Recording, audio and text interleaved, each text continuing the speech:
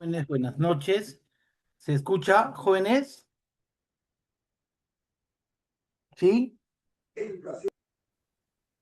Sí se llega a escuchar, ¿no? ¿Se escucha bien, jóvenes, o hay algún problema con el audio?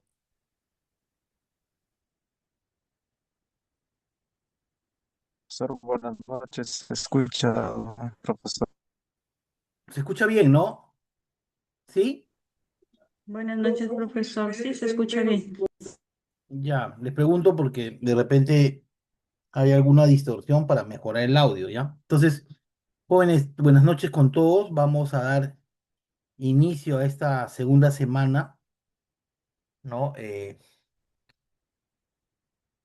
Siempre tratando el tema, pues, del derecho constitucional que ya habíamos. Vamos a acordarnos, ¿no? De algunos temas que hemos tratado. No sé si habrá algo que haya quedado en duda, jóvenes, algo en duda de la semana pasada. ¿Todo está claro?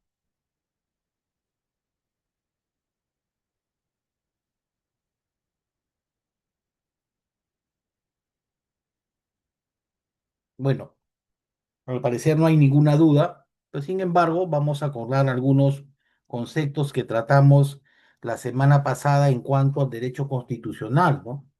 Y lo conceptualizamos en el sentido de que el derecho constitucional, pues, era una rama del derecho que se encontraba, ¿no? Que se encontraba abocado al estudio de la Constitución, ¿no? Entendida esta Constitución, ¿no? Como un marco normativo del más alto nivel jerárquico, ¿no? Que habíamos mencionado en la clase pasada, que indudablemente veíamos, pues, que la Constitución iba a abarcar tres pilares importantes, ¿no? Fundamentales. Iba a tratar sobre la estructura del Estado, iba a tratar sobre los derechos fundamentales o constitucionales, y en tercer término, se iba a referir, pues, necesariamente a esas garantías constitucionales que habíamos dicho que se encontraban establecidas a partir del artículo 200 de la Constitución, ¿no? Entonces, no hay ninguna pregunta, no hay ningún comentario de la semana pasada. Sin embargo, vamos a recordar, ¿no? Esta pirámide de Skansk-Kelsen, ¿no? Que tenemos a la vista y que nos permite ver la jerarquización del marco normativo del Estado peruano, ¿no? Tenemos en el vértice superior la Constitución, ¿no? Que viene a ser la Carta Magna, la Carta Fundamental, ¿no? De acuerdo a las diversas denominaciones que también hemos estudiado. Y seguidamente viene un bloque, lógicamente, que no está pues al nivel jerárquico de la Constitución, sino está por debajo, que está constituido pues por todo ese marco normativo que expide el Congreso de la República. Acá vamos a encontrar las leyes orgánicas, vamos a encontrar las leyes ordinarias y las resoluciones legislativas. ¿Quién las expide? El Congreso de la República. Más abajo encontramos también otro bloque normativo, pero en esta oportunidad ya va a ser emitido por el Poder Ejecutivo. Decíamos que los decretos legislativos jóvenes eran elaborados por el Poder Ejecutivo a través de una autorización que el Congreso otorgaba a través de una resolución autoritativa, delegando facultades al Poder Ejecutivo para que pueda legislar a través de decretos legislativos determinadas materias y por un tiempo determinado. También mencionábamos los decretos supremos, que también son expedidos por el Poder Ejecutivo, algunas resoluciones supremas, decretos de urgencia, ¿no? Que mayormente se dan en estados de excepción, y las resoluciones ministeriales que podemos nosotros ver seguramente en el Diario Oficial del Peruano, ¿no? Cuando revisamos la legislación, vemos pues que todo este marco normativo lo va a dar el Poder Ejecutivo a efectos de poder legalizar sus actos de gobierno mayormente, ¿no? Y por último encontramos también este grupo, ¿no? Normativo que es expedido tanto por el gobierno local o regional, que tiene que ver pues con las ordenanzas, los acuerdos, los decretos y las resoluciones, ¿no? Esto de alguna otra forma significa pues que la Constitución goza de supremacía sobre las normas de inferior jerarquía, ¿no? Y ninguna de estas normas que encontramos, tanto normas del Congreso, normas del Poder Ejecutivo o las normas dadas por el gobierno local y regional, pueden contradecir o contravenir la Constitución bajo el principio de supremacía constitucional que tiene la Constitución política sobre todo el marco normativo nacional. No sé si hasta ahí está todo claro, jóvenes. ¿Sí? Sí, doctor. Sí, Listo. profesor. Wilber, levantabas la mano. Doctor, Wilber. buenas noches. Sí, Wilber. Doctor, entonces, debajo de la Constitución se encuentra también incluido el presidente de la República. ¿O en qué lugar estaría No, acá situándose? estamos hablando de un marco normativo, no estamos hablando de funcionarios públicos. Mm. Creo que estás confundiendo. Acá la pirámide de Haskell determina la jerarquización de normas, no está determinando los cargos públicos. Indudablemente, el presidente de la República ejerce el más alto cargo dentro del Poder Ejecutivo, ¿no? Ya como organización del Estado, pero no tiene nada que ver con esta pirámide de Haskell. Acá nos estamos refiriendo al marco normativo que tenemos en el Estado, ¿no? Que está en el máximo nivel la Constitución y después vemos pues un marco normativo dado por el Congreso de la República, el Poder Ejecutivo y el gobierno local o regional. ¿Ya, jóvenes? Entonces, habíamos mencionado que el derecho constitucional, pues, de alguna u otra forma es la rama del derecho que estudia los principios y reglas de organización del Estado establecidos, pues, en la Constitución, ¿no? Los valores, principios y derechos constitucionales y las garantías frente al poder, ¿no? Hemos podido ver en la clase pasada, ¿no? Que hemos hablado de la estructura del Estado peruano, hemos definido que el Estado peruano es una organización, pues, jurídica, política, social, ¿no? Que va a perdurar en el tiempo, ¿no? A diferencia de un gobierno. Por eso no confundamos lo que es gobierno con un Estado, ¿no? Mientras el Estado peruano tiene un carácter permanente, el gobierno tiene un carácter temporal, ¿no? Porque el gobierno lo ejerce la persona, pues, que gana las elecciones por un periodo de 5 años, ¿no? Tiene indudablemente un manejo del gobierno del Estado peruano por 5 años, ¿no? Siempre y cuando no lo vaquen. Entonces, el derecho constitucional, como vemos, es una rama, pues, del derecho que ve la estructura del Estado, ve la separación de poderes, cada uno de los cuales tiene funciones propias, ¿no? Hemos hablado también la clase pasada de los organismos constitucionalmente autónomos, hemos hecho referencia a varios de ellos, entre ellos pues el Ministerio Público, el Banco Central de Reserva, la Superintendencia de Banca y Seguro, ¿no? El Ministerio Público, la Defensoría del Pueblo, la RENIET, el OMPE, el Jurado Nacional de Elecciones, cada uno de ellos son organismos constitucionalmente autónomos, se les ha dado esa categoría porque no tienen ninguna dependencia administrativa o funcional con cualquier otro poder del Estado. Realizan sus funciones con total autonomía. Entonces, habíamos mencionado en la sesión pasada, ¿no? Haciendo un recuento, ya que no hay ninguna pregunta, que la Constitución pues es la ley suprema, ¿no? Es la ley suprema que regula la organización de los poderes públicos y establece pues las garantías de los derechos, ¿no? También habíamos mencionado algunas denominaciones, ¿se acuerdan, jóvenes?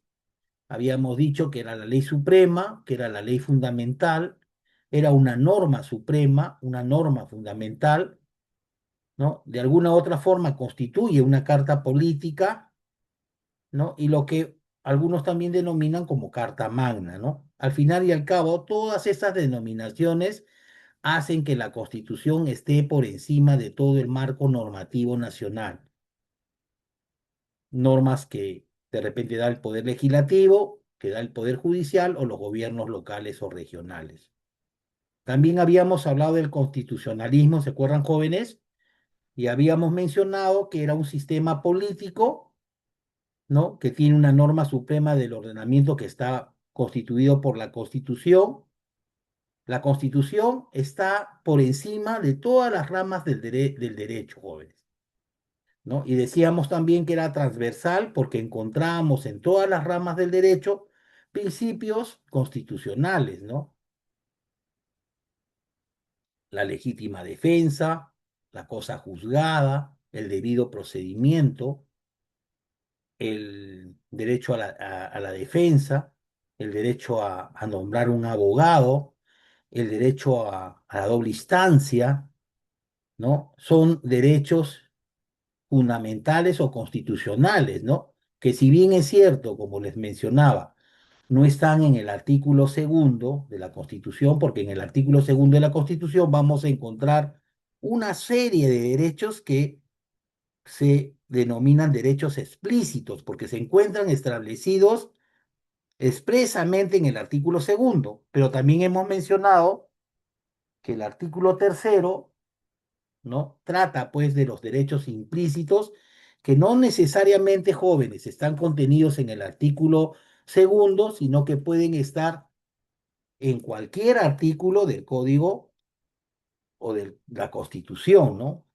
Por darles un ejemplo, si nosotros nos remitimos al artículo 139 de la Constitución, vamos a encontrar derechos fundamentales de la persona que tienen que ver con los procedimientos judiciales, ¿no? La cosa juzgada, la doble instancia, el debido procedimiento, la motivación o fundamentación de las resoluciones judiciales, ¿no? Que es tan importante tenerlo como derecho, el derecho que tenemos nosotros a que un juez, al momento de emitir sentencia, motive, pues, y fundamente debidamente el porqué de su fallo judicial, ¿no? Esa motivación, esa fundamentación, jóvenes, va a permitir que la persona que considera que una justicia, o mejor dicho, una resolución de sentencia, de alguna forma afecta sus derechos, sepa el motivo por el cual el juez ha fallado en uno u otro sentido, ¿no? Porque va a fundamentarlo, va a motivarlo. Y eso va a traer consigo a que esa persona que ha intervenido en ese proceso y que considera que la sentencia de alguna forma vulnera algún derecho constitucional o fundamental, pueda interponer pues los recursos impugnatorios, ¿no? Por eso lo importante de la doble instancia, ¿no? Ustedes habrán escuchado la doble instancia como también un derecho fundamental de las personas, ¿no? Que no solamente el juicio termine en una sola instancia, ¿no? Porque podría ser un procedimiento arbitrario, pero la Constitución nos da la oportunidad de poder interponer recursos impugnatorios y que ese proceso suba pues a una segunda instancia para que esa segunda instancia con mejores elementos de juicio, por la experiencia y el mayor nivel, pueda pues revisar una sentencia de primera instancia y en todo caso poderla revocar, rechazar o confirmar, ¿no? Si es que se ha producido pues una sentencia conforme a derecho. También decíamos que el objeto de estudio del derecho constitucional, ¿no? Pregunta de examen, ¿cuál es el objeto de estudio del derecho constitucional? Casualmente es estudiar la Constitución, ¿no? Y en esta Constitución, como ya hemos visto, vamos a encontrar pues tres pilares fundamentales, ¿no? Estructura del Estado y organización del Estado, vamos a encontrar los derechos fundamentales o constitucionales que se encuentran inmersos tanto en el artículo segundo, tercero y diversos artículos de la Constitución, como las garantías constitucionales establecidas, pues, a partir del artículo 200 dentro del capítulo de garantías constitucionales, ¿no? Entendidas estas garantías constitucionales como los procedimientos que tenemos nosotros, la posibilidad de iniciar si es que se nos ha vulnerado algún derecho constitucional o fundamental, ¿no? Y se acuerdan que hablábamos del habeas corpus, ¿no? Indudablemente, cuando una persona se ve afectada por una detención arbitraria, ¿no? Que no esté supeditada pues a un mandato judicial o que la autoridad no ha encontrado en fragancia delictiva, proceda a una detención arbitraria, entonces la persona agraviada tiene todo el derecho, jóvenes, de interponer un habeas corpus, ¿no? De igual forma, también mencionábamos, ¿no? Porque hicimos lectura, ¿se acuerdan, jóvenes? Hicimos lectura de todos los derechos del artículo segundo, ¿se acuerdan? ¿Es así? Sí, doctor. Enumeramos, ¿no? Algunos derechos del artículo segundo, ¿se acuerdan? Y entre esos derechos, jóvenes, estaba el derecho a requerir información de las entidades del Estado sin expresión de causa, y las entidades del Estado, los funcionarios, pues estaban en la obligación de proporcionarlo, siempre y cuando esa información, pues no sea una información que atenta contra la seguridad, la defensa nacional o la intimidad de las personas, ¿no? Porque si no estaríamos inmersos en las limitaciones de otorgamiento de información que están establecidas tanto en la Constitución Política como en la Ley de Transparencia y Acceso a la Información Pública, ¿no? Entonces, ahí, lógicamente, al no cumplirse con otorgar la información que se ha requerido, haciendo uso del derecho de petición, indudablemente el ciudadano tiene la posibilidad de interponer una garantía constitucional que conocemos como el habeas data. También la supremacía constitucional, jóvenes, ¿no?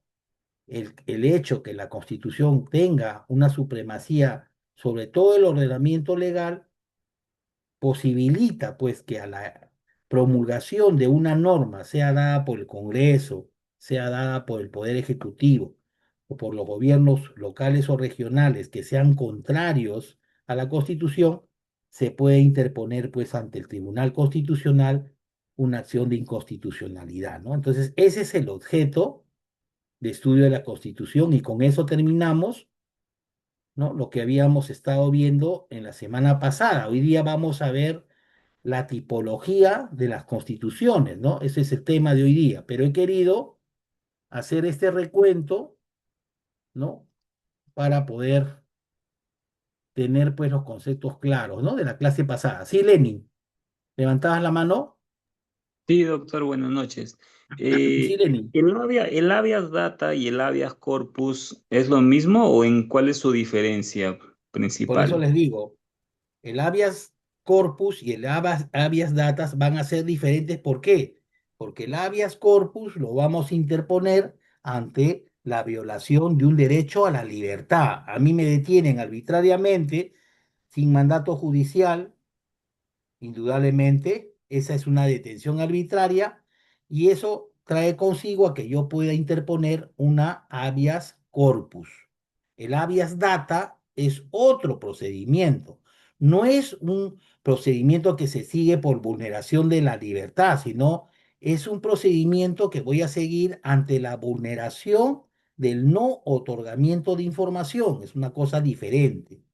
Yo solicito una información a la entidad pública, el funcionario no cumple con remitirme esa información, entonces queda expedita a que yo pueda interponer una acción de habeas data.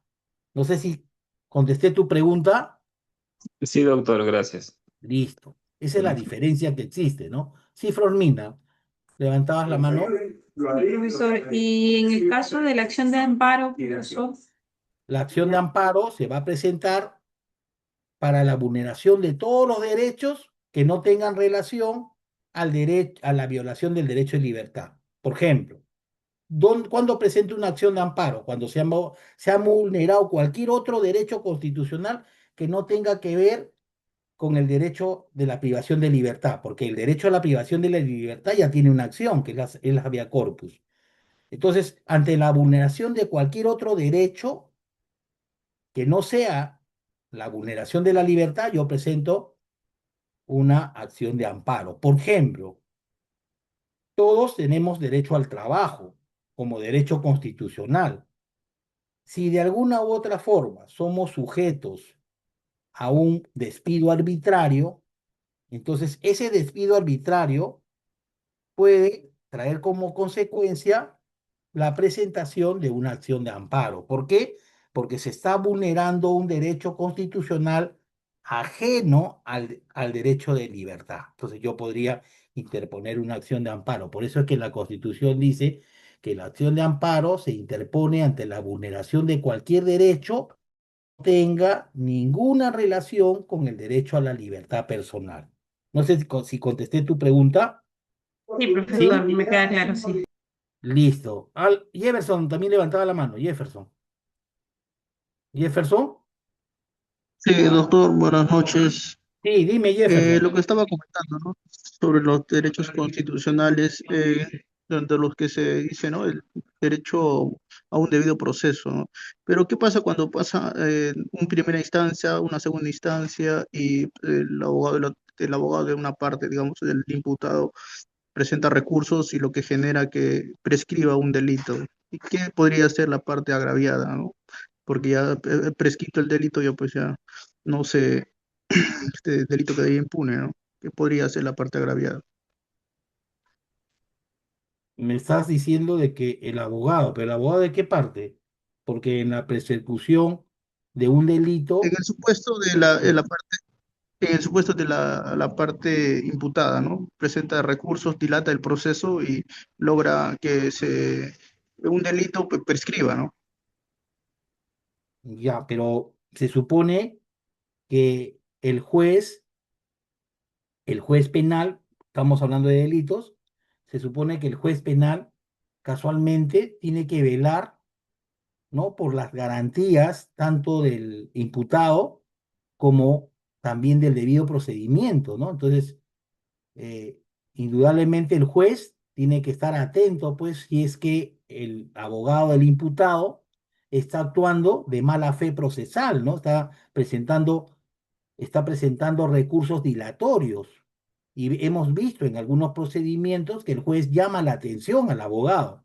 Ahora, el juez que no toma cartas en el asunto, entonces de alguna u otra forma va a permitir, ¿no? Va a ser algo irregular porque va a permitir que a través de escritos dilatorios, ¿no? Una serie de escritos dilatorios se prescriba, pues, con ya sea, pues, en este caso ya hay un procedimiento, se prescriba con la sanción, ¿no? Porque ya el juicio está iniciado, ¿no? Pero eso ya va a depender del órgano jurisdiccional que permita, pues que permita y también va a tener mucho que ver el abogado de la otra parte, ¿no? Del agraviado. Por eso lo importante de la defensa, ¿no? Si yo como abogado del agraviado veo que el abogado del imputado presenta una serie de recursos dilatorios, entonces el abogado, pues, de la parte agraviada tiene que poner en conocimiento, ¿no? Si es que no se ha dado cuenta el juez y decirle que está presentando una serie de recursos dilatorios que al final y al cabo lo que va a buscar es una prescripción, ¿no? Entonces, eso no solamente va a depender del juez, sino también va a depender de la otra parte, ¿no? Que ponga en conocimiento y que de alguna otra forma denote de que la otra parte tiene una inconducta procesal, ¿no? Dilatoria. Sí, Álvaro, ¿levantabas la mano? Sí, Álvaro, docente. Sí, docente, no sé si se me escucha. sí, se te escucha, Álvaro. Ya. Docente, yo quería acotar respecto a la vías data. Bueno, cuando uno solicita información y lógicamente esta información no se encuentra restringida. Claro. Entonces, no es que de repente no me brindan información y ya presento el habeas data, ¿no? También hay ciertos procedimientos que uno tiene que cumplir. Por ejemplo, tiene que esperar como 7 días, tiene que reiterar Claro. la información solicitada y si ya pese a una reiteración de repente de 2 o 3 veces que no te responden, ya uno recién puede interponer este habeas No, data, ¿no? no, lógico, o sea, no es solamente yo lo presento y considero que no me han contestado, ¿no? Hay un procedimiento y ese procedimiento está establecido en la ley de transparencia y acceso a la información pública, ¿no? Y la autoridad tiene 7 días en principio, pero de repente es una información que no la tiene a la mano, pues entonces la autoridad, ¿qué va a hacer? Va a presentar un escrito ¿no? Le va a contestar al ciudadano, le va a decir que es una información que está requiriendo de repente de otra dependencia y que va a demandar un tiempo, ¿no? Pide pues un tiempo de extensión, ¿no? Para poder cumplir con el requerimiento. Y ya si se ve pues que es un tiempo que muy extenso, lógicamente se podrá interponer la acción de habeas data, ¿no? Y siempre y cuando, como bien mencionas, no esté pues dentro de las secciones de información pues reservada, ¿no? Que tenga una información confidencial, ¿no? O secreta que tenga que ver con la seguridad o la defensa nacional, ¿no? Así es, Álvaro. Flormina también levantaba la mano, Flormina. Sí, profesor. Sí, dime, Flormina. Bueno, en esta coyuntura que se viene dando el tema de los procesos electorales, había escuchado de que había un partido que había solicitado la lista de electores de la segunda vuelta del 2021, ¿no? Pero que Ya. OMPE le estaba señalando que tenía que pagar una tasa, algo así, ¿no? Entonces, pero, profesor, una consulta. Si Dime. la acción de Labias Data si, establece los accesos a la información pública, pero también el control de datos personales en registros públicos o privados, ¿no se estaría vulnerando también un derecho de los ciudadanos? ¿En qué sentido? En el sentido de que va a ser de acceso público información que esté consignada en los padrones electorales, por ejemplo. No, porque lo que se está pidiendo ahí es una cosa que no está dentro de las excepciones, no está dentro de las excepciones para proporcionar esa información. Y cuando hablamos de registros públicos, los registros públicos contienen indudablemente información pública. Yo No, puedo pedir pero los la información. padrones electorales no contienen tu DNI, tu nombre completo, DNI, dirección, firma, huella. No, Cuando uno va a las votaciones, va y firma dentro del padrón, pero ahí no sale tu dirección, no salen todos tus pero datos. sale tu huella y sale tu firma. Pero la huella y la firma, ¿cómo vulneraría una intimidad personal? No entiendo. Porque, o sea, la huella lo pueden, no sé, utilizar para cualquier otro fin. No, Mi firma no se también. puede utilizar, no se puede utilizar la huella, compañera. Claro, porque ¿cómo La lo huella utilizaría? En no se puede utilizar. fotografía, en foto, Sí, eso es. utilizaría una huella, no. De Mm, ah, repente, una información más sensible, por ejemplo, que dice la ley, ¿no? Por ejemplo, el secreto bancario, ¿no? Es una información más sensible, porque por decirles, por decirles, ¿no? Imaginémonos que se haga público mi secreto bancario, ¿no? Mi movimiento bancario en esta época de tanta peligrosidad, criminalidad, ¿no? Lógicamente, ese tipo de información sí podría atentar de alguna forma, ¿no? Contra mi seguridad personal, pero un padrón electoral que se solicita para efectos de verificar una votación, no veo, yo al menos no veo que afecte el derecho de intimidad de una persona, ¿no? O la seguridad de una persona, ¿no? Por ejemplo, el secreto bancario, el secreto financiero, ¿no? El secreto de comunicaciones, que de alguna u otra forma puede afectar un derecho personal, ¿no? Por eso es que para poder afectar esos tanto el sistema económico, financiero, bancario o de comunicaciones, necesariamente el fiscal que está a cargo de una investigación tiene que pedir una autorización, ¿no? Es diferente, ¿no? No sé si me entienden. sí, ¿Alguien pero más levantaba la mano, creo?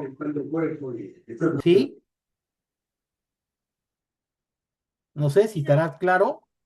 Sí, docente, más que todo quería acotar que de repente la compañera estaba mencionando el tema por un tema de que sus datos personales, como su DNI y esas cosas, puedan ser manipulados por terceros, porque ya con el DNI se puede acceder a mucha información. Ponte con el DNI te vas a SUNAT y te dan tu relación de bienes, por ejemplo. de una persona. Entonces, de repente por ese lado lo Pero, quiere mencionar, pero sí, pienso, ¿no? Mi opinión, que los sí, entes estatales se deberían tener un poquito más candados para los datos personales. Ponte, yo veo unas publicaciones que salen de que quieres sí, acceder, qué propiedades tiene tal fulano, o de quién es esta casa, y entras a Sunar online, y verdad, y sale, ¿no? Entonces es un poquito como que, si bien es cierto, es pero un acceso a la Guaita, información, pero Guaita, generas, para acceder a las propiedades de una persona, yo no necesito el DNI, ¿ah? Yo solamente necesito la dirección del inmueble o necesito el nombre de la persona.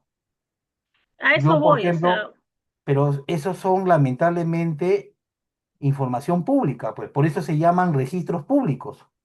mm, Se sí, llaman registros públicos jóvenes porque contienen información pública.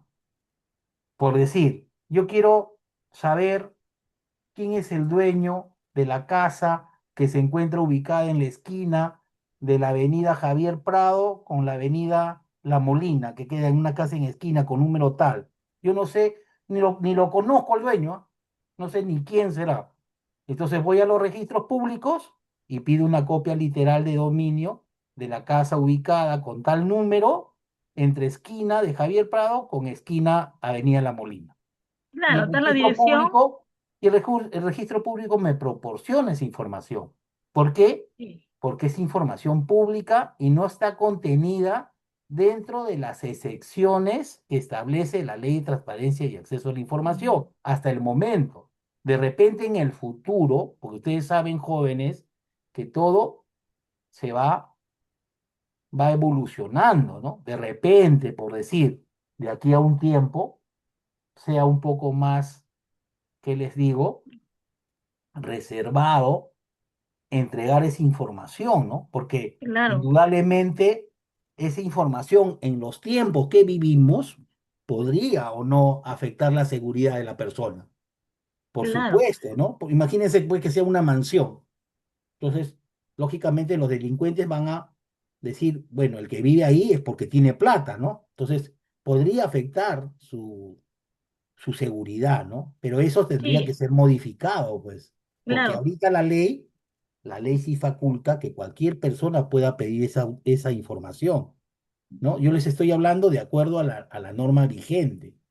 De repente, lógicamente hay situaciones que vivimos ahora que ponen en riesgo, ¿no? Que ponen en riesgo indudablemente la seguridad de las personas. De repente, de aquí a un tiempo, no sé, sea mayor el filtro, ¿no? Para poder dar ese tipo de información y que no sea información común y pueda de repente de aquí a un tiempo estar dentro de las limitaciones de entrega de información, ese tipo de entrega de información. Pero ahorita solamente se habla de información, ¿no? Que tenga alguna reserva, que puede ser información confidencial, información secreta, información que atente contra la intimidad de la persona o información que tenga pues una relevancia que tenga que ver con seguridad y defensa nacional. ¿Ya jóvenes? guía docente, sí, más que todo Listo. lo mío. Entonces, Gracias. entonces ahora vamos a Algo verlo rápido, conjuntamente. doctor, disculpe. Sí, adelante. Las copias, el acceso a la información, doctor, como dice el acceso a la información, o sea, nosotros podemos acceder a una carpeta fiscal o solo las partes pueden acceder a eso. No, pero ¿cuál es el interés que tú accedas a una carpeta fiscal? No entiendo. Salvo que tú seas parte en el proceso, ¿no? Por ejemplo, por un periodista que quiere buscar información. No, eso es reservado. Eso no puede. Las únicas que pueden de alguna u otra forma pedir algún tipo de información que tenga que ver con un proceso judicial son las partes. Si no, imagínense, y más aún si es un delito o un procedimiento de persecución privada, ¿no? Peor todavía. Pero yo no puedo pedir. Ustedes saben que para poder ingresar a un proceso tengo que apersonarme. ¿Cómo me apersonaría a ese proceso? Como periodista. ¿Que en razón de qué quiero fotocopias de un expediente? Eso no entra dentro de los cánones de información, ¿ah? De nuestro derecho de información. Ahora, lógicamente, si soy parte en el proceso,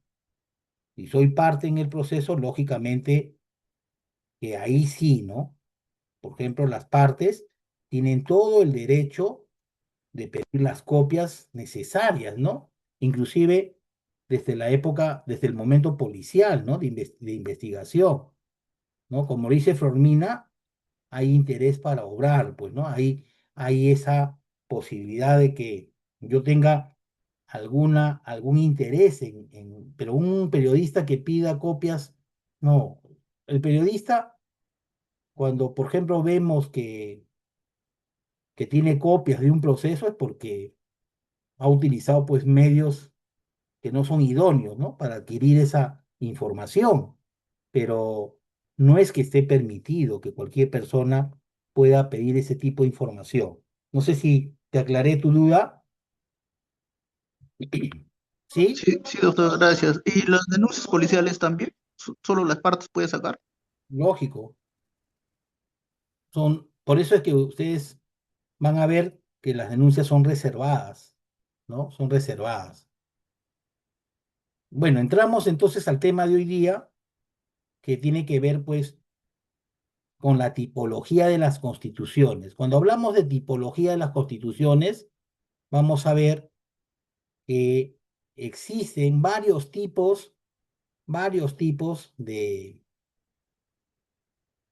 constituciones, ¿no? Ya sea una tipología que tiene que ver con la forma de la constitución, también cómo se forman, si están vigentes o no en el tiempo, también se van a poder clasificar por la forma de cómo se van a reformar. Y eso lo vamos a ver seguidamente. Espérense, creo que he entrado a una diapositiva que no corresponde. Un segundo. A ver, ¿dónde está? ¿No?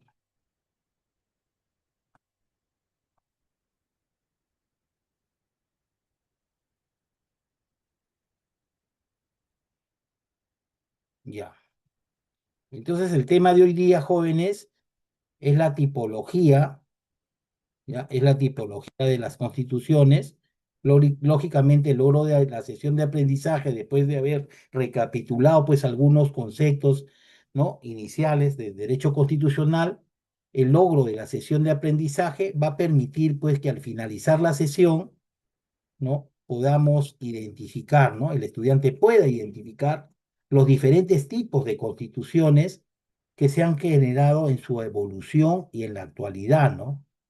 Como base para la comprensión de los contenidos constitucionales a partir de la doctrina constitucional, ¿no? ¿Qué cosa es la doctrina? Ya les había mencionado, ¿no? Es el estudio de los especialistas o jurisconsultos sobre una materia determinada del derecho. En este caso, doctrina constitucional, ¿no? ¿Quién, por ejemplo? Carlos Landa, ¿no? Que es un constitucionalista. Él es un jurisconsulto sobre el derecho constitucional. Ha hecho muchos libros de derecho constitucional y eso sirven indudablemente para poder abordar determinados temas que de repente pueden ser confusos, ¿no? Pero el estudio de él nos va a dar una mayor claridad en los temas constitucionales, por ejemplo. Entonces entramos a la tipología de las constituciones y vamos a encontrar en primer orden que por su forma las constituciones pueden ser codificadas o escritas o dispersas no escritas, ¿no? Tienen esa denominación por su forma. Por decirles, ¿no? Las codificadas, que son aquellas constituciones que escritas o formales, por decirles, el Perú, ¿no? El Perú tiene una constitución que por su forma es escrita, se encuentra en un documento, en la constitución, ¿no? Y el encontrarse en forma escrita y formal nos permite de que sea una constitución organizada, sistematizada en un cuerpo de normas, ¿no? Que se llama constitución y que nos va a permitir, pues, un mejor análisis, un orden en el uso de la constitución. ¿no? Y es sistematizada, ¿por qué? Porque si nosotros ingresamos a la Constitución, va a estar, va a tener un orden, ¿no? Va a comenzar con un preámbulo y de ahí vamos a ver diferentes títulos, ¿no? Sabemos, por ejemplo, que la Constitución vigente tiene 6 títulos.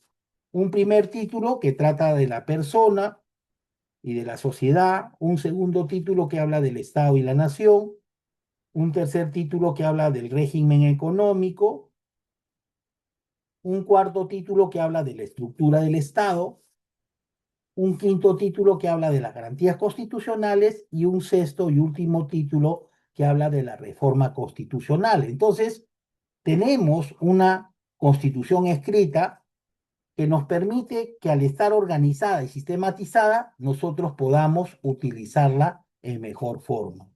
Diferente es el caso de las constituciones no escritas, ¿no? Por ejemplo, ¿quiénes tienen una codificación escrita, codificada o formal?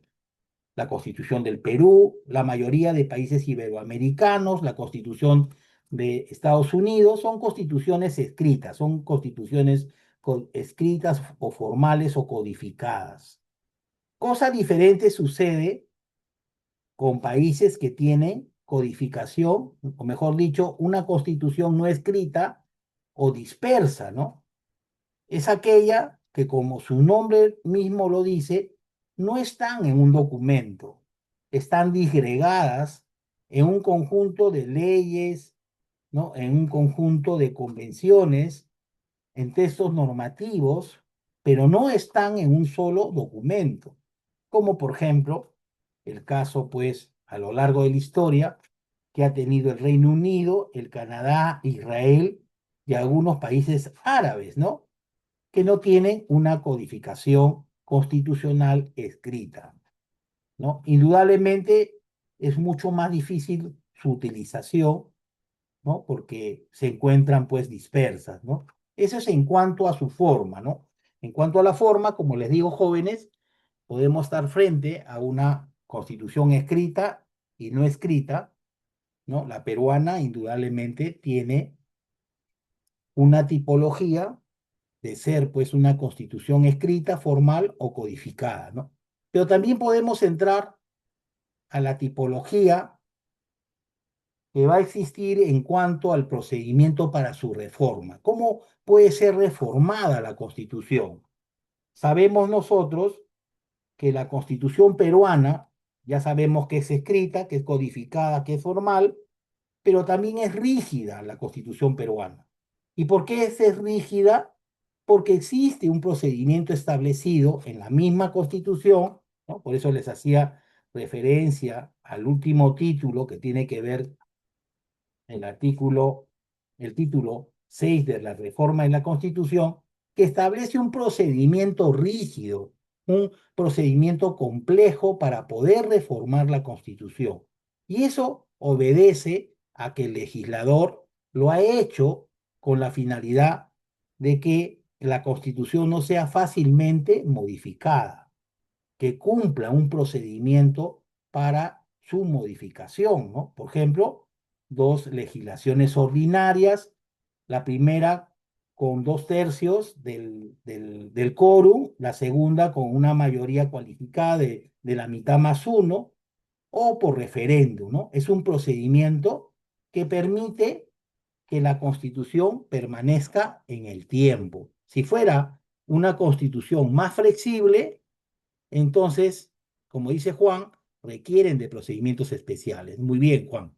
Entonces, entonces vemos nosotros que la Constitución peruana ya entra dentro de 2 tipos, ¿no? Es escrita, es codificada, es formal, pero también es una Constitución rígida porque, como bien mencionan, es una Constitución que para poder ser reformada tiene un procedimiento especial. Cosa diferente sucede con constituciones que son flexibles. En el caso de las constituciones flexibles, jóvenes, se requiere pues de un procedimiento mucho más rápido, que inclusive, ¿no? Se toma como la modificación de cualquier ley, ¿no? Que es un poco más rápida. Diferente, indudablemente, a ese procedimiento más complejo estricto y riguroso, ¿no? Que, por ejemplo, tiene las constituciones rígidas, ¿ya? Entonces, acá tenemos dos tipologías.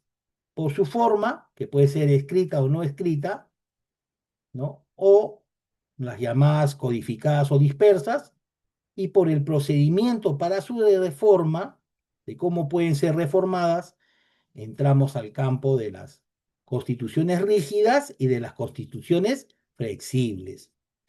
Vamos a seguir con la tipología, vamos a entrar a la vigencia real o no de la norma. Y acá encontramos una constitución ontológica, una constitución normativa y una constitución nominal o semántica. ¿Cuándo estamos frente a una constitución ontológica? ¿No? Por ejemplo, cuando es aquella que, como vemos en la diapositiva y como vemos, como establece Lowenstein, ¿no? Además de contener,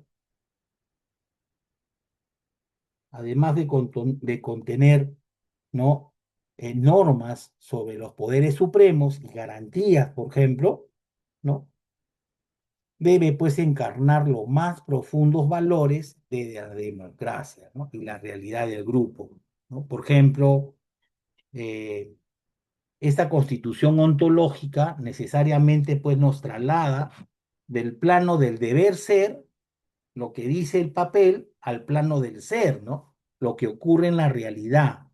Esta clasificación, jóvenes, fue propuesta por el jurista alemán, ¿no? Lowenstein, como vemos en la diapositiva, quien sostuvo que para entender, ¿no? Una constitución no basta con leer sus artículos, sino que hay que observar cómo encajan en la realidad política de una sociedad, ¿no? Eso es lo que nos mencionaba, por ejemplo, Lowenstein, ¿no? Después hablamos de una constitución normativa.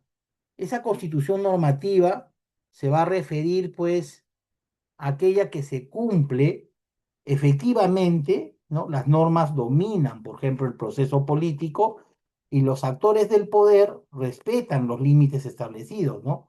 La realidad existe, ¿no? Una simbiosis total entre el texto y la práctica, por ejemplo, ¿no? Por eso es que se dice que se refiere a aquellas cuyas normas o preceptos guían y rigen efectivamente la vida y el desarrollo de una sociedad, ¿no? Ejemplo, en las democracias consolidadas, donde si la Constitución dice que el mandato dura 5 años, el gobernante se retira exactamente en ese tiempo sin cuestionamientos, ¿no? Es una constitución normativa. Y por último tenemos la constitución nominal o semántica, ¿no? Que es aquella que pese a tener existencia real y formal, sus normas no se aplican porque no se cumple o no se ajusta a la realidad, ¿no? Por ejemplo, conocemos de algunos casos, ¿no?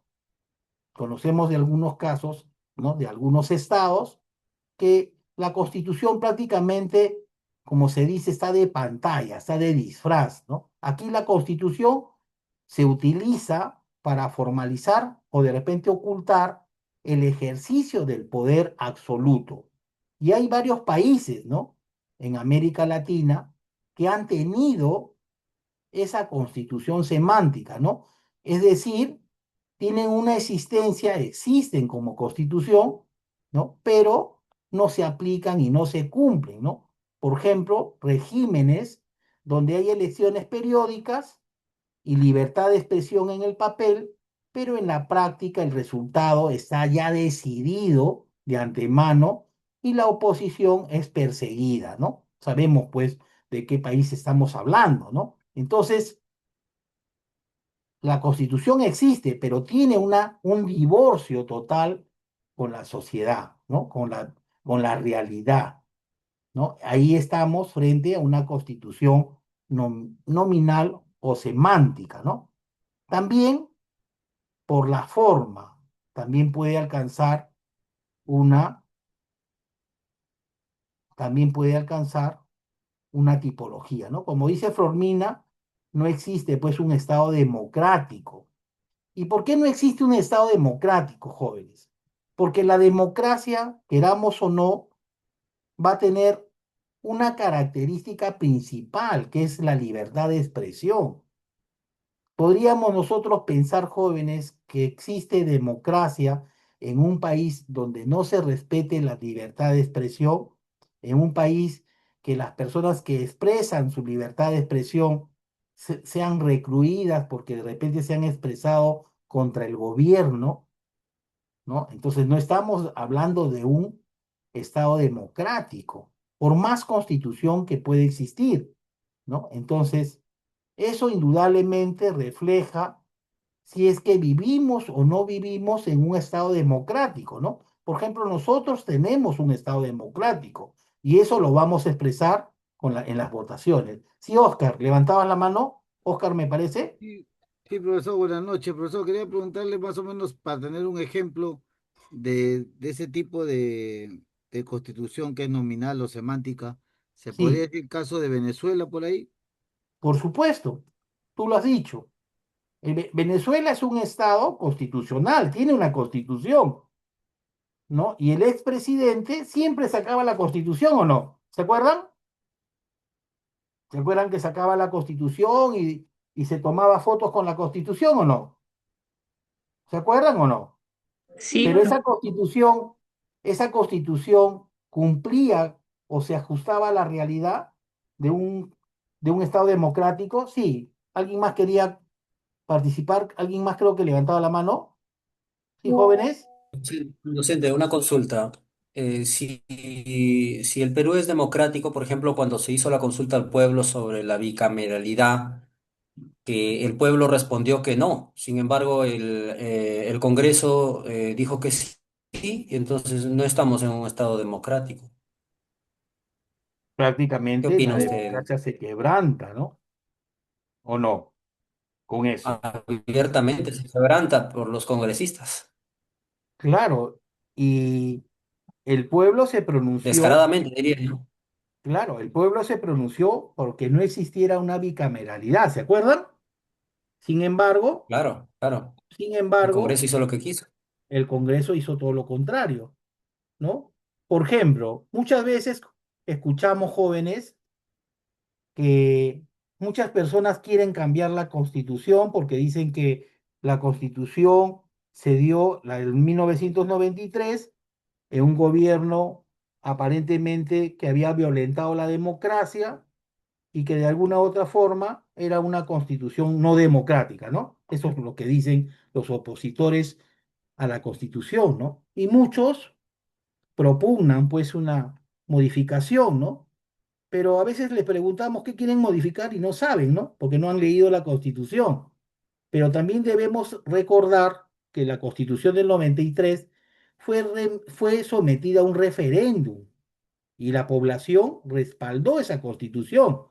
Y al recibir ese respaldo, queramos o no, democratizó la Constitución, porque fue una Constitución que vamos a ver ahora más adelante en la tipología, en donde el pueblo le da esa validez a esa Constitución. Sí, Lenin, ¿levantabas la mano?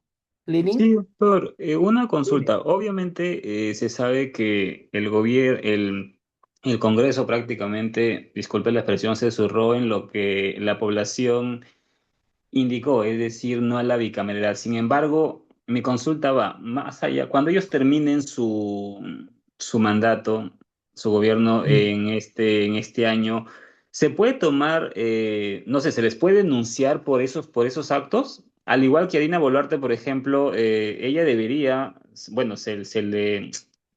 escuché que se le iba a denunciar por crímenes de lesa humanidad por la muerte en las protestas que hubieron durante su gobierno. Entonces, sin embargo, no, la verdad, no sé hasta qué punto puede llegar a prosperar esa denuncia una vez finalizado el gobierno actual. Es que miren, indudablemente los tipos penales van a jugar en cuanto a qué tipo penal se le va a imputar, ¿no? Por ejemplo, por decirles, indudablemente a Dina Boluarte pesa, me parece una denuncia por delitos, ¿no? De lesa humanidad, por la muerte que sucedió en el sur, me parece, ¿no? Del Perú, ¿se acuerdan? ¿Sí? sí, doctor. Cierto. Ya. Pero ustedes saben muy bien que en principio cualquier persona puede ser denunciada. Yo no soy partidaria de Dina Boluarte, yo les hablo como un abogado, ¿no? Como un profesor. Una denuncia, jóvenes, tiene que ser calificada por el Ministerio Público, ¿no? ¿Y cuándo es calificada? ¿Cuándo procede? Cuando el Ministerio Público, a través de la investigación fiscal, llega a reunir ciertos elementos de convicción que hacen presumir la comisión del tipo penal. Estamos hablando de presunción, jóvenes. No se olviden ustedes que dentro del derecho constitucional tenemos un derecho fundamental o derecho constitucional que, si bien es cierto, no está establecido en el artículo segundo de la Constitución, pero sí lo encontramos en la Constitución, ¿no? Que establece el derecho a la presunción de inocencia. ¿Hasta ahí estamos bien? ¿Me siguen? Sí, doctor. Sí, doctor. Ya. Entonces, el fiscal, una vez que recibe esa denuncia, o formaliza acusación cuando tiene todos esos elementos de convicción, o de lo contrario, ¿qué ordena? Diligencias previas, ¿no? Diligencias que le van a servir determinar si efectivamente reúne todos esos requisitos de procedibilidad, ¿sí o no? Ahora, yo no estoy diciendo que las muertes del sur son irrelevantes, ¿no? Lógicamente una muerte es una muerte y no se puede permitir porque se está de alguna u otra forma violentando contra un derecho humano, ¿no? Que es el derecho a la vida. Pero también sabemos, jóvenes, que en el sur, en esa época, por eso yo les digo, ¿no? Ya eso lo va a tener que hacer el Ministerio Público, va a tener que calificar. Pero en ese entonces, jóvenes, los derechos constitucionales estaban restringidos. Había un estado de emergencia, había una restricción de derechos constitucionales, ¿no? Y sabemos nosotros lo hemos vivido en carne propia, ¿no? COVID, ahora que es inseguridad ciudadana, que se decretan determinados estados de emergencia. ¿Nos restringen o no nos restringen nuestros derechos constitucionales, jóvenes? Les hago esa pregunta. ¿O no nos restringen derechos constitucionales? Sí, Libre restringen, tránsito, doctor. Y libre restringe, y no tránsito, restringe. expresión, Claro. la prohibición de reuniones. Claro, Se sí nos está estaba, restringiendo ciertos derechos, jóvenes. Entonces, sí, doctor. en el sur, ¿qué sucede, jóvenes? Yo no estoy ni a favor ni en contra, yo hablo desde un punto de vista jurídico. Digo, en el sur había un estado de emergencia. Sin embargo, la población salió. ¿Con qué intención salió la población? De repente, una intención muy válida han tenido, pero querían tomar un aeropuerto, ¿no? Hasta donde tenemos conocimiento, ¿no? Y el tomar un aeropuerto de alguna forma significa o no atentar contra la propiedad estatal, o no, poner en inseguridad a esas personas que están en... Porque no solamente es mi derecho, jóvenes, a la expresión a través de una manifestación. ¿Estoy o no estoy perjudicando el derecho de las otras personas que puedan transitar libremente en el aeropuerto, por decir, o no? ¿Qué me dicen ustedes? ¿O es que la libertad de expresión puede irse por encima de cualquier derecho de otra persona? No nos Ya, doctor. olvidemos, El Doctor, derecho de un la detalle, persona. no nos olvidemos, claro, jóvenes, que nuestros derechos terminan cuando comienzan el derecho de la otra persona. sí, Cuando doctor, pero nosotros, por ejemplo, a través de una huelga o a través de una manifestación, nosotros hacemos pública una expresión que tenemos, eso no significa que yo salga a la calle a romper lunas, a romper puertas, irme contra la estructura del Estado o contra contra la propiedad privada. Eso no es expresión, jóvenes. Entonces, esas cosas lógicamente van a tener que ser evaluadas. Yo no te digo que la estoy exculpando a la expresidenta, yo no conozco el caso, ¿no? Te estoy hablando a grandes rasgos. Entonces tendrán que evaluar, pues. Evaluarán y verán si efectivamente se produjo o no se produjo, si tuvo o no tuvo responsabilidad. En principio, ¿no? Ella era la jefe de Estado. Al menos tendrá pues una responsabilidad de repente no penal, pero sí política, ¿no? Ustedes saben que los funcionarios públicos de más alto nivel administrativo, en el caso de la Presidenta de la República, puede tener responsabilidad política o responsabilidad penal, ¿no? Eso ya lo verán el Ministerio Público con el procedimiento penal correspondiente, ¿no? Ahora, lógicamente, el presidente de la República goza, pues, de una inmunidad, ¿no? Que le permite no ser procesada durante el tiempo que dure el mandato, pero una vez que termina, indudablemente se le va a aperturar todos los procesos, ¿no? Inclusive en la actualidad tiene procesos, ¿no? ¿Alguien más levantaba la mano? Ah, sí, doctor. Era Sí, para acotar que si bien es cierto, el derecho al tránsito, a la expresión y todo eso, pero el derecho a la vida es supremo. De repente por ese lado le están haciendo la denuncia, porque claro, por eso yo les va a estar digo protegido claramente, yo por eso por les la digo, ¿no? convención y todo. Claramente les digo que de ninguna forma voy a decir pues que la vida no vale nada, ¿no? Sería un absurdo. Pero eso tendrán pues que las autoridades determinar, ¿no? Si es que hay o no responsabilidad, ¿no? Sí, Flormina. Claro. Levantaba la mano, Flormina.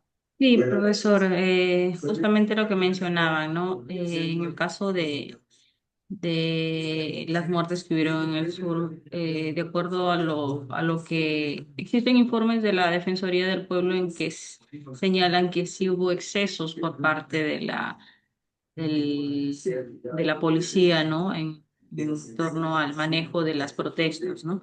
Entonces, Claro, eso se tendrá que... Miren, la policía y las Fuerzas Armadas tienen normas expresas del uso de las armas, ¿ya? Si que la policía y las Fuerzas Armadas no cumplen esos procedimientos, indudablemente van a tener responsabilidad.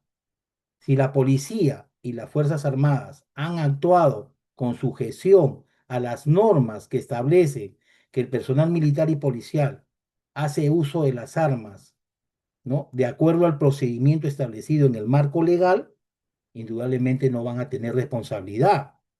Por decirles, por darle un caso, yo soy un efectivo policial, por decir, y un delincuente viene en clara intención de atentar contra mi vida. Yo de repente hago uso de mi arma, hago el disparo hacia el aire, pero sigue con la actitud, ¿no? Con esa actitud de querer atentar de repente contra mi vida. Entonces yo hago un ejercicio legal del uso de la arma, disparo, pues no voy a esperar que me mate, ¿no? Pero si yo no he cumplido con ese procedimiento, indudablemente voy a incurrir en responsabilidad.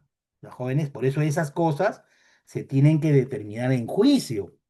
Por eso les digo, una denuncia no necesariamente acarrea responsabilidad. Acordémonos del principio de presunción de inocencia que establece que toda persona se presume inocente hasta que no se pruebe lo contrario a través de un procedimiento judicial regular, ¿no?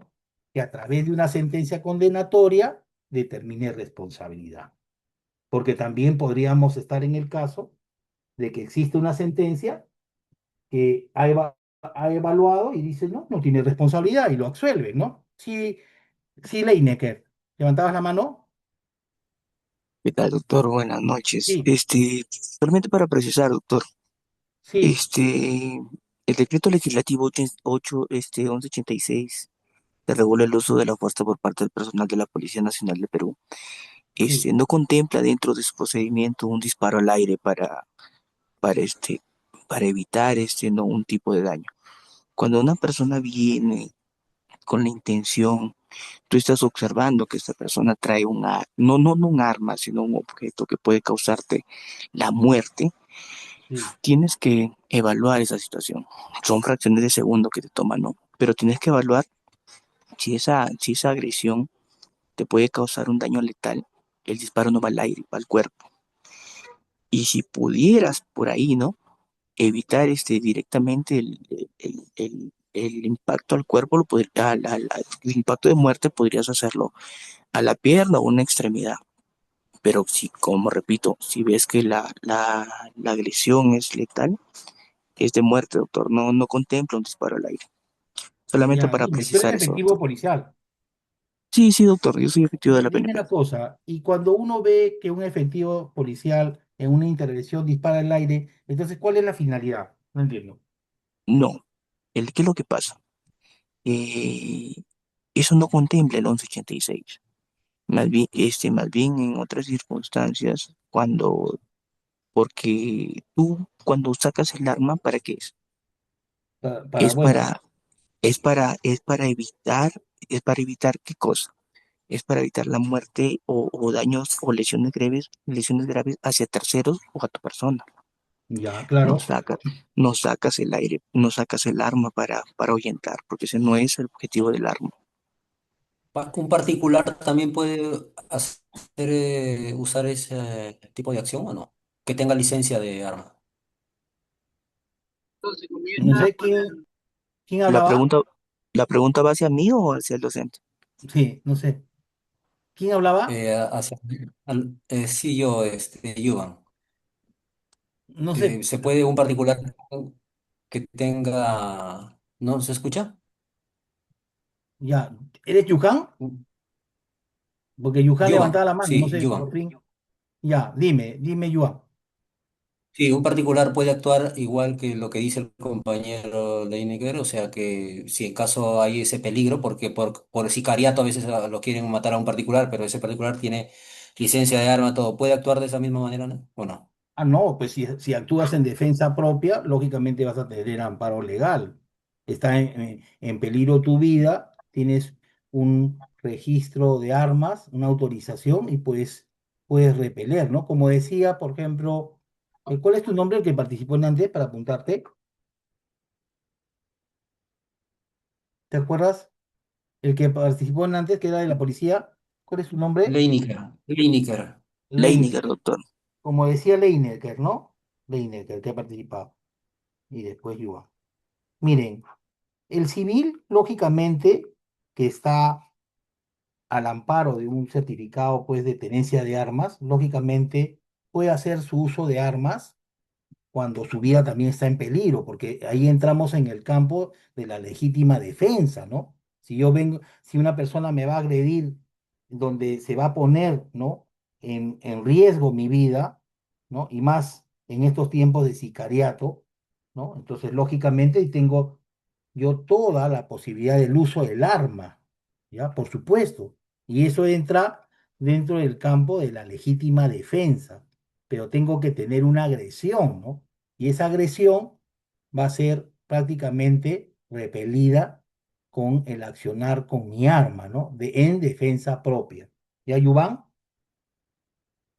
Sí, docente, gracias. Listo. Entonces, terminamos prácticamente, ya para no salirnos del tema, por la forma que se originan, ¿no? Y por la forma en que se originan jóvenes, vamos a encontrar tres clases de constituciones.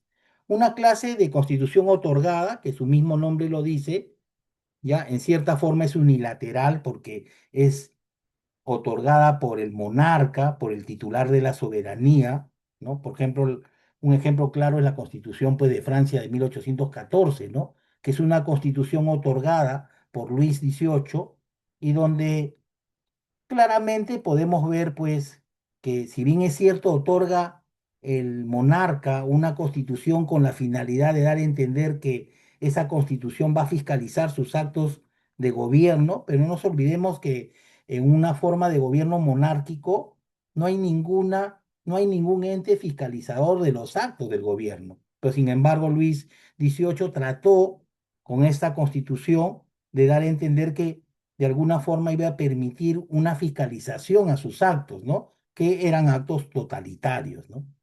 Después también encontramos una constitución pactada. Cuando hablamos de constitución pactada, nos estamos refiriendo que ciertos delegados del pueblo, reunidos de repente en convenciones, en asambleas constituyentes o parlamentos, discuten y sancionan que es impuesta por el pueblo a los órganos gubernativos, ¿no? Republicanos. Por ejemplo, la Constitución francesa de 1791, o la Constitución de Cádiz de 1812. Y por último encontramos la Constitución por voluntad de la soberanía popular, más conocida como la constitución democrática, ¿no? Que son aquellas que nacen de la voluntad popular y del consenso, ¿no? Y se va a legitimar en la soberanía popular, ¿no? Responden, pues, a la actuación de un poder constituyente y se pueden presentar en diferentes formas, ¿no? Elaboración por una comisión especial, sometida luego al referéndum, como la Constitución francesa de 1958, jóvenes, o como las constituciones tanto del año 79, ¿no? Y 93, ¿no? En el caso del Perú, ¿no? Que pueden ser también ratificada vía referéndum, ¿no? Como les expresé, ¿no? Con la Constitución del 93, que si bien es cierto, se da durante una época posterior al golpe, ¿no? De Estado, porque se cerró el Congreso por el ingeniero Alberto Fujimori, pero esta Constitución del 93 fue sometida a referéndum y el pueblo de manera soberana aprobó esta constitución y por lo tanto, ¿no? Democratizó, ¿no? Democratizó esa constitución.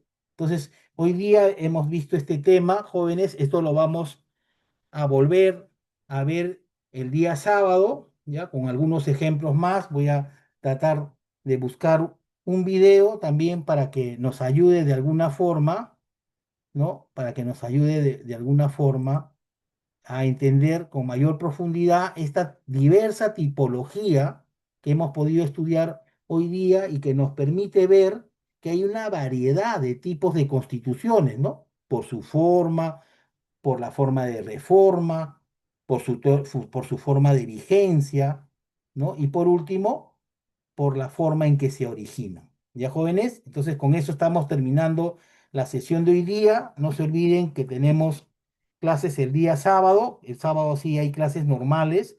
El único feriado es jueves y viernes. ¿Ya? Entonces, les deseo un buen fin de semana, que lo pasen muy bien y cuídense en todo. ¿Ya, jóvenes? Con eso estamos terminando. No sé si habrá alguna pregunta. ¿Todo está claro? Todo claro, Sí, docente. doctor. Sí, Todo doctor. claro, Listo, profesor. jóvenes. Gracias. Entonces nos Gracias. estamos Buen fin viendo de el semana. día sábado. No se olviden de integrarse todos en los grupos para ya comenzar a trabajar en forma grupal. Los que van a trabajar Ya, en forma grupal. Sí, Flormina, ya, doctor. dime. Gracias. Profesor, había una tarea para esta semana que viene a ser el resumen de la clase de la sesión 2, ¿no? Claro, la tarea es un resumen de la semana 2 que comprende la clase de hoy día como la clase del sábado. ¿Ya, jóvenes? Ah, Sí, ya. Leinecker. ¿Levantabas la mano? Doctor, una consulta, las clases grabadas creo que el día jueves y sábado no se han grabado bien. Jueves y sábado de la semana pasada. Sí, Ah, no, no he verificado. ¿Que no están grabadas? a mí no me aparecen bien grabadas, no sé si a mis compañeros les pasa lo mismo. No, Quería doctor, ver si se podía no corregir aparece. ese. A ver, voy a quería cor- verificarlas. La verdad no las he revisado. ¿Ya, jóvenes? Voy a Ya, doctor. verificarlas, ya comentamos el día sábado. Sí De todas aparece. maneras voy a dar cuenta, ¿ya, jóvenes? Sí, William, ¿levantabas la mano? William, Sí, profe, una consulta sobre la tarea sí. que va a dejar. Eso es personal, ¿verdad? ¿O se puede hacer en grupo lo que Lo esté, la pueden tarea que hacer está dejando? personal o en grupo, pero lo suben todos individualmente, ¿ya, jóvenes? Ustedes Ah, vean, ya, trabajan. máximo de cuánto es, de 4 creo, ¿verdad? ¿O cuánto dijo? No, los grupos, en principio lo estábamos haciendo de 5, pero creo que hay formados grupos de 6, no hay ningún problema, pero que ese sea el máximo, ¿ya, jóvenes? Ya, ya, profe, ya, disculpe. Listo, chicos. Entonces, tengan un buen fin de semana. Cuídense todos, jóvenes. Buen fin de semana, Buen profesor. fin de semana. Ha sido un gusto estar con ustedes, jóvenes. Hasta luego. Hasta luego, doctor. Cuídese. Hasta luego, jóvenes. Nos estamos Ya viendo. hasta luego, doctor. Gracias. Hasta luego. Gracias. Gracias a todos.